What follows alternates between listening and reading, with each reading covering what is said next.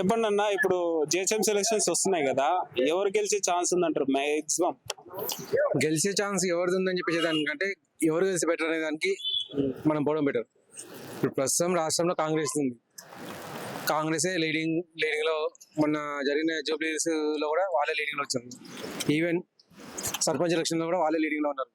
ఇప్పుడు వచ్చే దాంట్లో కూడా వాళ్ళే లీడింగ్ లో ఉండొచ్చు, ఉంటేనే మంచిది రాష్ట్రానికి అని చెప్పి. ఇప్పుడు జెడ్పీటీసీ కానివ్వండి, ఎంపీటీసీ కానివ్వండి, సర్పంచ్ కానివ్వండి, కార్పొరేట్ కానివ్వండి, ఏదైనా కానివ్వండి, పైన లీడర్స్ ఎవరు ఉన్నారు, ఎవరితో పనులు ఈజీగా అవుతాయి, అది చూసుకొని మనం గెలిపిస్తే బెటర్.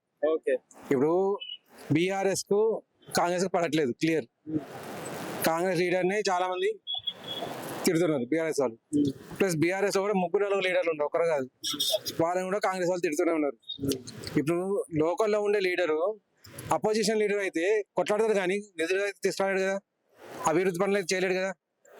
అభివృద్ధి పనులు కానీ నిధులు కానీ పోనీ వితంతు పింఛన్ రావడానికి లోకల్లో ఉన్న లీడర్కు పైన ఉన్న లీడర్కు కలిసి రావాలి.